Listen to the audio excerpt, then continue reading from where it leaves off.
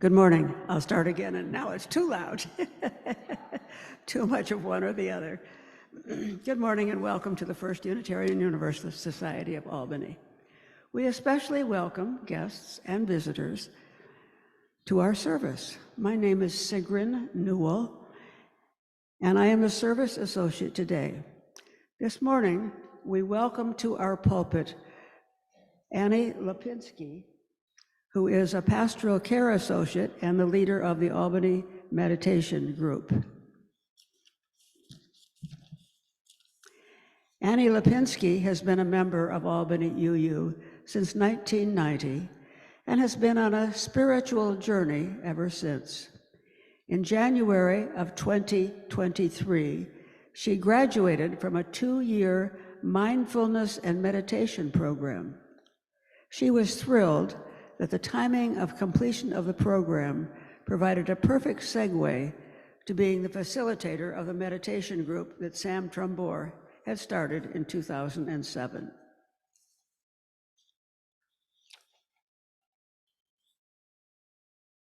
Our prelude this morning, I will tell you when I can see the slide, is Sounds from the Shamanic Zone. Nicholee, Froese, and Olga Martinez will be playing.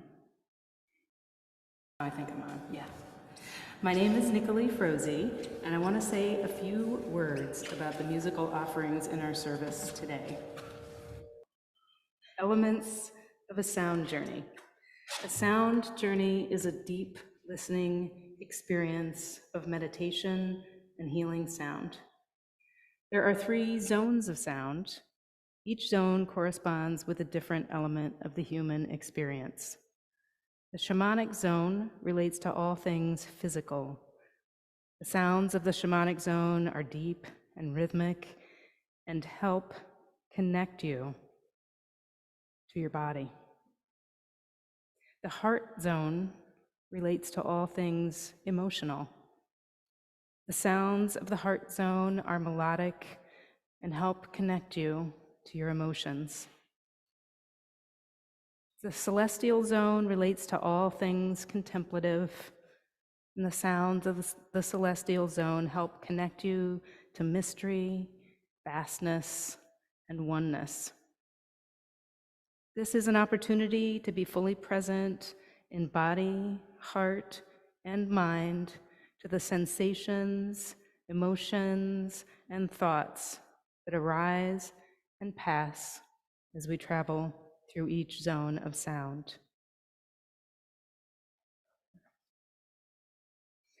As we prepare to enter the first zone of sound, I invite you to bring the attention to the breath, allowing the eyes to close if that is available to you, or letting the gaze rest softly in front of you. Noticing where you feel the breath most strongly. Perhaps the nostrils, the chest, or the belly. Perhaps noticing the sensations of filling and expanding as you breathe in, and the sensations of emptying and letting go as you breathe out. And turning the attention to the doorway of the ear, noticing the sounds of the gong as they gently build. Welcome to the shamanic zone.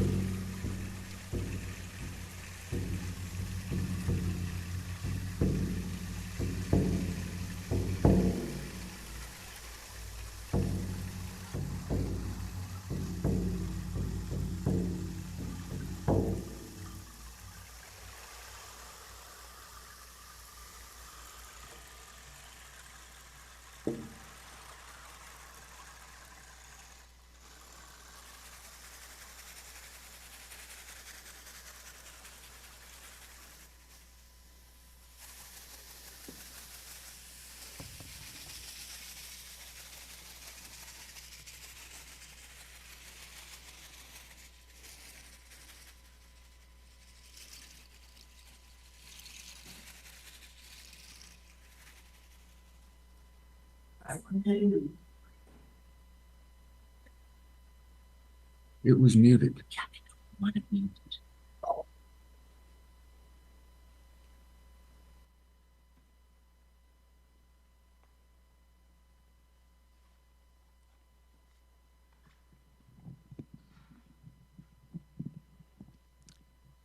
Good morning, everyone.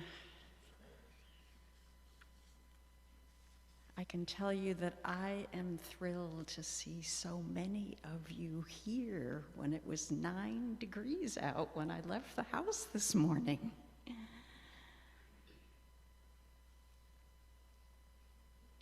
We are celebrating today our Sunday morning Sangha. The word Sangha means community. And this community has been around for over 15 years at Albany UU. We are a community of people who meditate together. We study the practice of Buddhism. I give a short Dharma talk. Then we meditate. Then we share with each other our struggles, our concerns, our joys. And then we practice a loving kindness meditation for ourselves and everyone in the world. There is beauty, strength, compassion, and love in our Sunday morning practice. You will hear today from members of this group about their life experiences with mindfulness and meditation, and how beautifully these practices have improved their lives. In the words of Jack Cornfield, if we look at ourselves truthfully, we can feel the possibility of being more compassionate, more awake, and more free.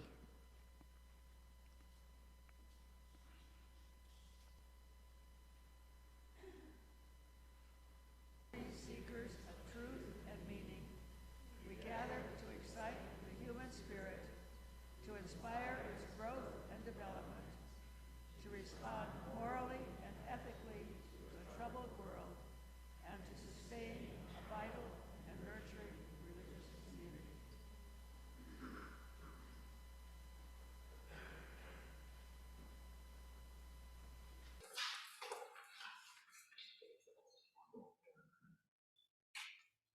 Our wisdom story this morning is actually going to be a meditation from Buddhanet that we've used with the children and youth before. If you want to take a minute to get comfortable, I'll be inviting you to close your eyes, but if that doesn't work for you, there is a card in your order of service that you can focus on that has the colors that we'll be reflecting with. And if looking at the colors doesn't work for you either, just listen to my voice and the descriptions as I'm reading them. Let's all take a big deep breath. Maybe take one more. And at this point, if you'd like to close your eyes or focus on your card or focus on my voice, this would be a good time to do so. Feel your body becoming lighter and lighter. See all the colors of the rainbow. Feel your body becoming all of the colors of the rainbow. Red, orange, yellow, green, blue, indigo, and violet. Slowly, you are now giving out red color. Your whole body becomes red color. Feel yourself giving out energy and strength. You are now full of energy and strength. Slowly, you are now giving out orange color. Your whole body becomes orange color. Feel yourself giving out happiness and joy. You are now full of happiness and joy. Slowly, you are now giving out yellow color. Your whole body becomes yellow color. Feel yourself giving out intelligence. You are now full of intelligence. Slowly, you are now giving out green color. Your whole body becomes green color. Feel yourself giving out harmony and friendship. You are now full of harmony and friendship. Slowly, you are now giving out blue color. Your whole body becomes blue color. Feel yourself giving out peace. You are now full of peace. Slowly, you are now giving out indigo color. Your whole body becomes indigo color. Feel yourself giving out gentleness. You are now full of gentleness. Slowly, you are now giving out violet color. Your whole body becomes violet color. Feel yourself giving out beauty and self-respect. You are now full of beauty and self-respect. You are the rainbow. Your colors are going out everywhere. Feel yourself getting bigger and bigger, your colors going out further and further until they cover up this whole room. Then further until they cover the whole country. And still further until they cover the whole world. As you spread out all the colors, you are also spreading out energy, happiness, intelligence, friendship, peace, gentleness, and beauty. You spread out even farther and become even bigger. Now your colors of light are spreading throughout the whole universe. You are as big as the whole universe. Your colors of light shining out in every direction in space and touching all of space. Slowly, all the colors change into a stream of white light. This white light is now flowing down the top of your head to your heart. Feel all the white light going into your heart.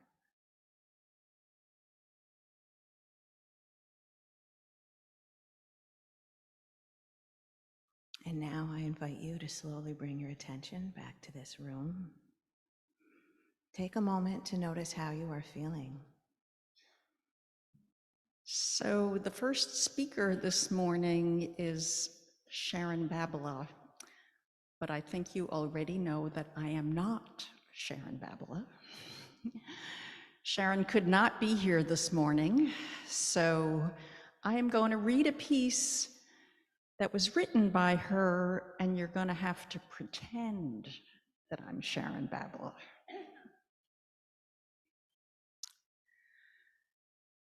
When I woke up from having a brain tumor removed, it was benign, thank goodness.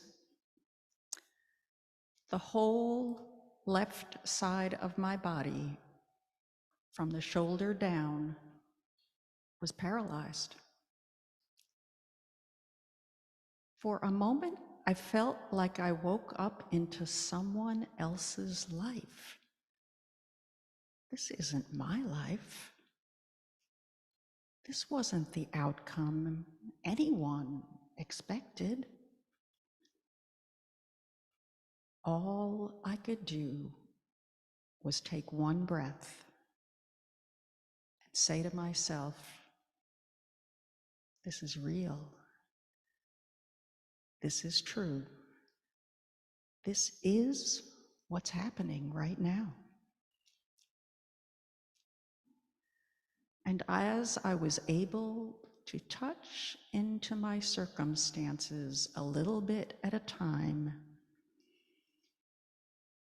each time I felt grateful for my practice of meditation and yoga.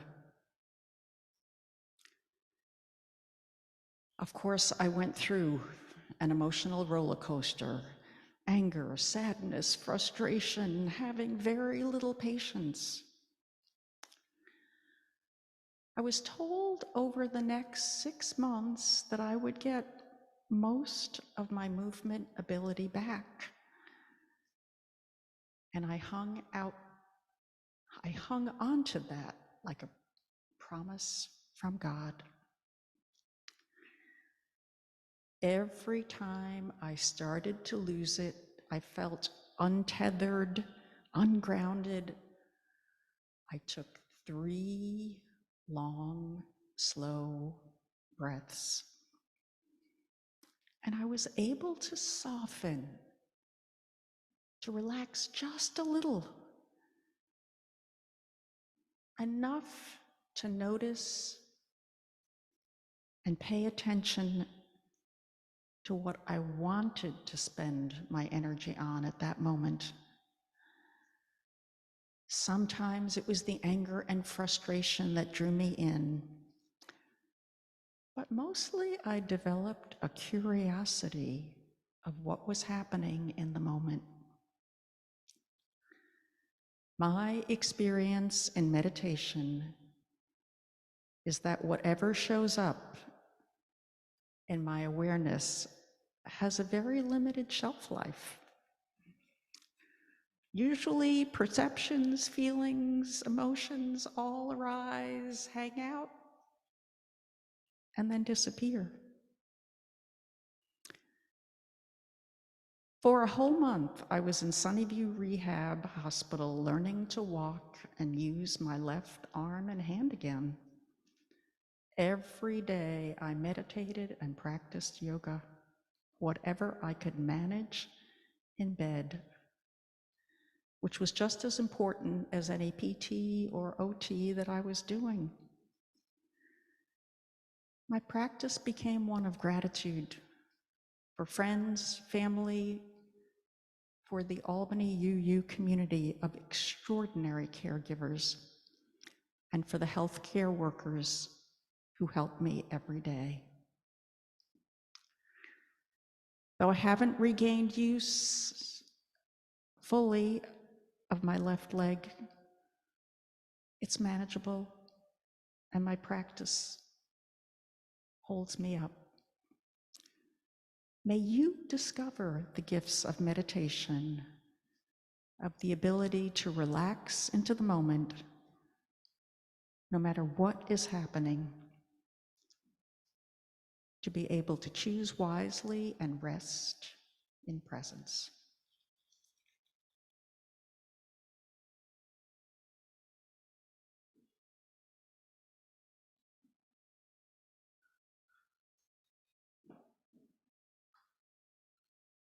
I'm Marty Hotvet. I can't top that, and it's not fair that I have to follow Sharon. My family and I were in the church in the 90s, and we left in 1998. We came back about 6 years ago because my daughter was in pain and couldn't get relief from her doctors, and I read about Sam's meditation in the Times-Union. So we started coming here. She only made it 3 times. I don't know if I've missed 3 times in the whole 6 years. A couple of important things I've learned from our church meditation. First, I used to and still have a terrible problem with road rage. I can't stand bad drivers. But I've learned in meditation, rather than react beyond a swear word or two, to breathe and calm myself. So I haven't managed to wreck myself. The second thing, as many of you know, my daughter Kristen's suicide 5 years ago was a catastrophe for me. During meditation a few months ago, I actually visualized Kristen inside me for the first time. That was such a blessing. I've been grateful ever since. Thirdly, I've been unable to make meditation a daily practice. I guess having been a lawyer for many years, it's too much feeling for me. In any event, but upon the recommendation of my psychiatrist, I have signed up for a 2-month course from the University of Massachusetts to overcome my resistance and to enable me to make meditation a regular practice. And I'm counting on that to help me reach the peace that Sharon talked about. Good morning. My name is Val Kavanaugh, and my first attempt at meditating was sitting in a dark closet, staring at a candle when I was in my 20s. It did not do anything for me, as people say, but I always had this nagging thought that there was something to meditation that was important. Many years later, I finally got the breath part during a meditation exercise at Shambhala, and that made all the difference. For me, meditation is both practical and spiritual. I find I can use my meditation breathing to calm myself during an MRI or at the dentist, or even to shield me from the most intense pain of some medical procedures. It often, not always, keeps me still when I want to react to another person in anger. I also find that for some time after I meditate, I'm very clear-headed and clear-hearted and focused on living in the moment. But there's always a journey to go deeper. A few years before COVID, I attended some of Sam's meditation weekend retreats, and they were helpful in developing a more consistent practice. And during COVID, I joined the Sunday morning Sangha, which is a continuing source of pleasure and growth. I don't lightly give up my morning coffee and Sunday paper to meet a group on Zoom at 8:30 in the morning, but opening Zoom and seeing 10 or 12 kind faces looking back is the best way to begin a day. Through the Sangha, I've learned about Sharon Salzberg and listened to her teachings, along with those of Joseph Goldstein, Thich Nhat Hanh, Tara Brach, and Pema Chodron. I've known those names, but listening to them online or hearing Annie read a passage from a book by Pema Chodron that we later discuss does make a difference. I'm inspired to get the books and read them all on my own. Also, through the Sangha, I've developed my own morning routine of meditation, which ends, as the Sangha sessions do, with some form of loving kindness meditation.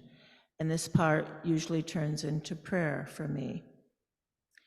I can't say that meditation has made me more compassionate or loving, but I do know I'm more conscious of my words and my thoughts than I was before daily meditation entered my routine. I'm more grateful for my life. Thanks for listening, and thanks to Sam and now Annie for leading our group.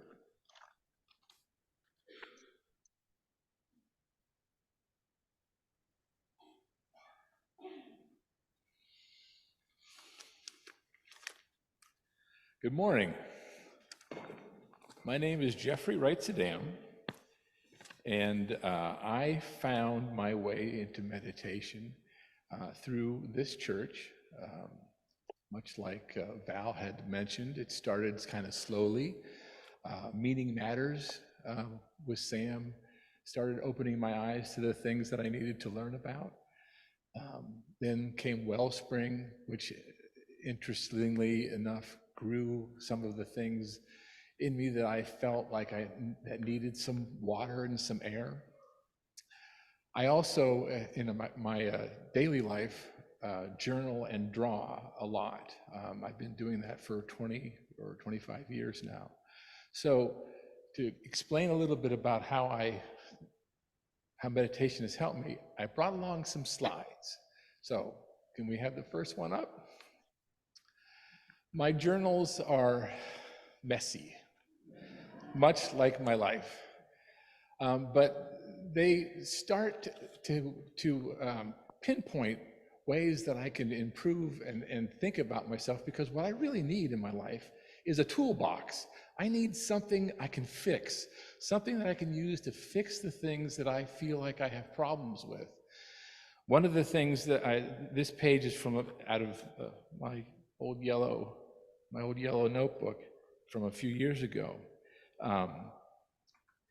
One of the things that I printed it here, it reads, in Buddhist thinking, one of the most important principles is that that things exist in dynamic tension, compassion and impermanence. And those two things feel like part of the toolbox that I need to understand about how I navigate having compassion for myself, having compassion for others, and knowing that everything is going to change all the time. And I just have to latch onto it. So when I write something down or when I draw something, it sort of cements it a little bit. The other thing that I was completely blown away by was the Thich Nhat Hanh that I have here in the clouds on the bottom, which says the miracle is not to walk on water. The miracle is to walk on the green earth in the present moment, to appreciate the beauty and the kindness and the peace that is available to us right now. It's a matter of faith. It's not a matter of faith. It's a matter of practice. And that idea that it was on me, it's a matter of practice and not something that I had to believe in that would come from someplace else, was a huge difference in the way that my toolbox worked. I thought about, how do I take this feeling from a cushion in a quiet room, right, where everything is kind of controlled, to take it with me out into the real world where everything happens? So I started sketching this candle and thinking about, how do I take this energy that I have to try to understand myself out into the real world so that I can be kind and present for people? So that I realized that anything could be a mantra, and walking can be a mantra. Eating, which is a big problem for me, can be a mantra. I got to slow down and think about things.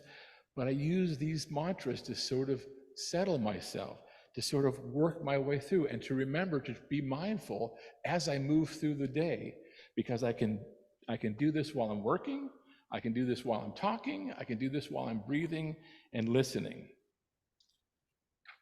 So the other thing that I needed to understand really is to remember my place in the world, my place in the universe. And really, if you think about it, I drew this concentric circle thing. It's sort of an inventory of the things that connect me. So I know there's myself in the center, and then there are others, my loved ones, the people in this room that I've come to know, and those connections that are real every day, all over the place. And I use the idea that also I can connect with people all over the world too. It may not be that I can do much, but I can do a little bit. And if I remember to be compassionate to the way that the world works, I feel a little bit more connected. I feel a little bit more real. And as I move through the concentric circles, there's the nature around us, which I would suppose everyone receives a lot of grace from when they're walking in the woods. But we're all part of that, and it helps me when I walk out my front door to remember that I'm part of the nature too. And then even, and this seems very unbelievable at times, that I'm also part of the universe, that I have a place in the cosmos, as crazy and as weird and as huge as that is, that I have a way of connecting with that, all of that, and that it matters to remember, even though I'm a very small person in the very center of this thing, everything around me, everything in the cosmos is part of what I have to live for and to try to remain mindful of. Some of the things that aren't huge, I guess, issues, like I try to think about my carbon footprint. What's that supposed to be like? And should I be a vegetarian, or maybe I should actually be a vegan, because that would be a lot smarter, because then I'd be really compassionate towards animals and everything else. And how do you manage these things? And so I write them down, and I draw something about it, and I try to remember. Sometimes I don't do a very good job of remembering. Sometimes I'm not a very nice person. Sometimes I get angry. Sometimes I lose myself, my composure. And then I need to draw. I need to draw about my anger and my all that stuff that builds up. So when I write things and I draw things, it helps me to navigate. And meditation is always, when I sit down with my journals, there's a way of, I find meditation there, when I can, writing and drawing become breathing sometimes. And when I forget to breathe, I can draw. And when I forget to draw, I can breathe. Because the goal is, for me, is to become a more loving and caring person, a more open-hearted person. And when I remember the things that I've been talking about, I can see the beauty, I can feel the beauty. But the drawing on the bottom, when I lose my head and I forget the things that I've learned, all the old rotten stuff percolates up again. And so it's this constant feeling that I have, is that I got to remember. Remembering to remember is really important to me. And in my toolbox, it's a very helpful tool. This slide reminds me too that there are many paths that we can take, many choices that we have. This one I drew and wrote down. There are thousands of paths that lead to happiness, but you have only accepted one. You have followed this path with all your might, with all your heart, and all the other paths, all the thousands of other ways have been closed, because I'm just holding on to the one path. But the exciting part of the doorway opening is that what we really should try to be, we really should be free to express the happiness that's right there in front of us, right? Without having to try to find it. So it's very helpful to me to think about the happiness that's there every day. Even when the days are dark, there's still something that I can find.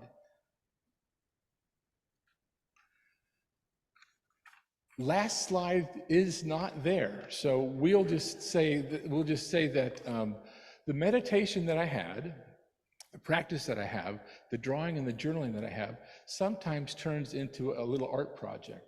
And the final slide was one of my meditation paper cutting projects that I gave myself a couple of years ago. And what I liked about it is that from all of this stuff, the meditation, the failed behaviors that I sometimes exhibit, the glorious little things that I sometimes find, they combine somehow, and I was able to have a creative moment and to make something that I have on my my wall framed up, and something that I can help myself remember.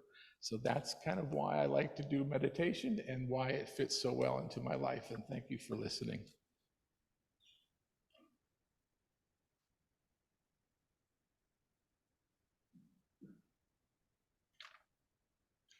Good morning. It's wonderful. So many of you came out on this frigid morning. My journey with meditation began My name is.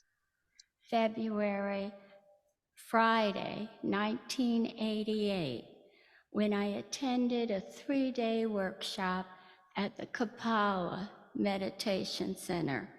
There, I met a Buddhist monk from Maui, an experience which changed my life. Immediately, I began integrating meditation into my daily life. The practice calmed me, which was really good, and increased not only my self-awareness, but also enriched my knowledge of teachers and masters whose work has enlightened people throughout the ages. In 1990, I formed a group called Wondrous Women. We shared meditation sessions, techniques, and continued to study master works by the Dalai Lama, Thich Nhat Hanh, and Pema Chodron. As a classroom teacher, I introduced meditation breathing to my students. They loved this, and it calmed them down. As we began our day, or before tests were given, trust me, they really needed this. One of the most profound losses in my life was when my husband died. Reading Pema Chodron's book, When Things Fall Apart, really helped me to cope through this very difficult time. In years past and continuing today, meditation has opened my heart and mind to an awareness of the precious moment, the moment which will never come again. This is truly living in the now. Even my physical health and my perception on life are positively affected by meditation. While I practice at home during the week, I always look forward to Sunday's meditation class, which began for me with Sam and continues now with Annie, who is a gift to our group. At this time, I would like to invite you to join us for these Sunday meetings. I leave you now with this prayer called Metta, which we recite as our session closes. It is a loving kindness meditation where you open your heart not only to yourself, but to others. So you breathe gently and recite the following if you wish. Put your hand on your heart. I shall direct loving kindness to you now, but lots of times we start it with ourselves during our meditation time with Annie. So may you be filled with loving kindness. May you be safe. May you be well. May you be at ease. And may you be happy.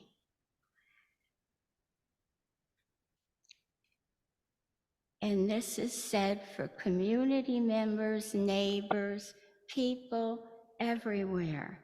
Even if you're in the market and you're waiting in line, it kind of relieves the pressure. It can be practiced anywhere. Traffic jams, airplanes, which I don't like to do, ride in, but I immediately start saying it when I get on the plane, especially may I be safe. It calms your mind and keeps you connected to all beings. And these two books I'd recommend, and there's many more, Jack Kornfield, which Annie always has mentioned to us, No Time Like the Present, and When Things Fall Apart by Pema Chodron. Okay, thank you.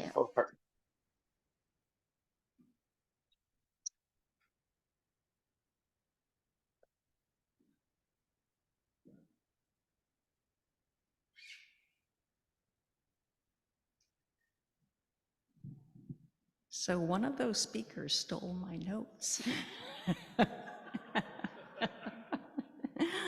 I'll have to find out who it is. I had no intention.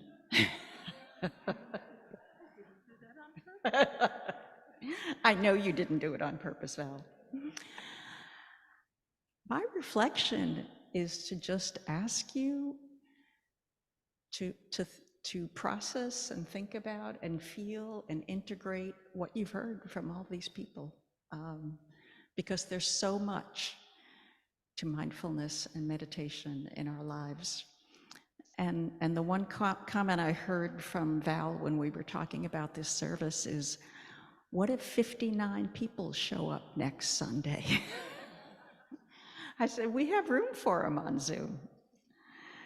So I thank you all for being here, for listening to us, and for hearing our stories.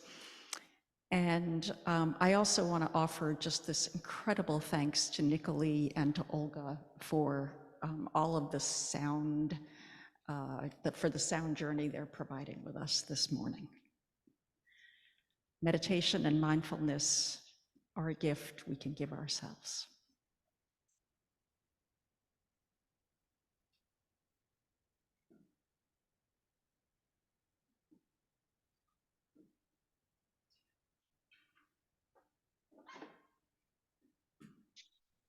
Um,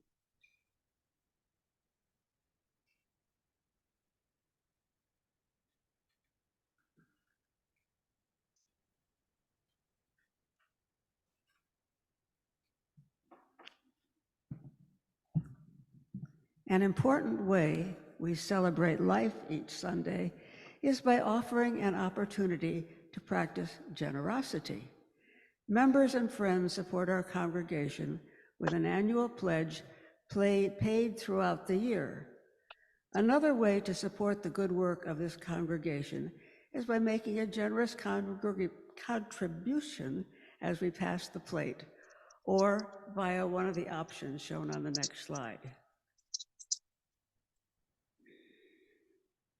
If you are joining us virtually, you can click on the tiny URLs link in the chat window to contribute, or you can send a text to the number shown on the screen. The examples on the slide show how to label your text so we know where to put it. For example, to indicate the amount and purpose of your plate, you would say it goes to the collection plate or to your pledge, and so forth.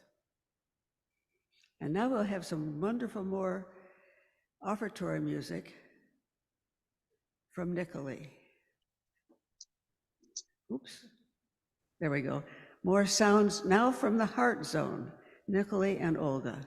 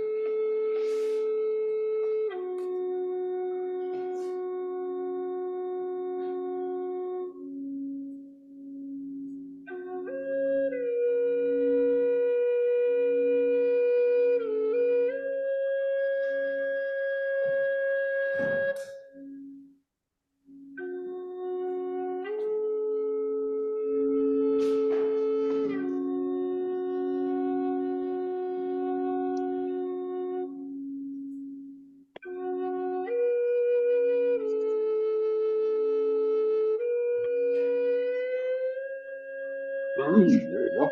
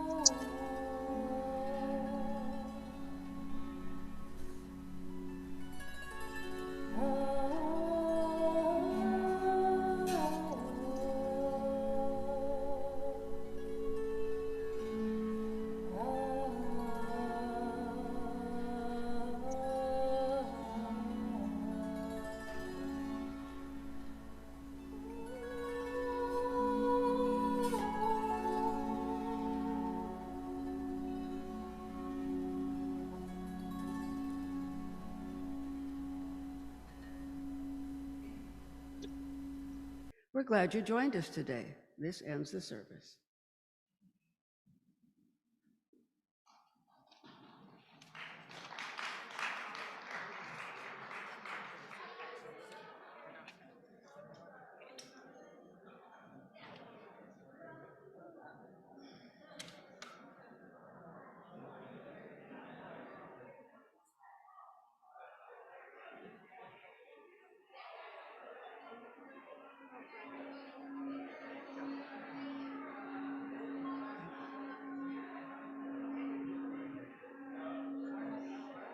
Yeah,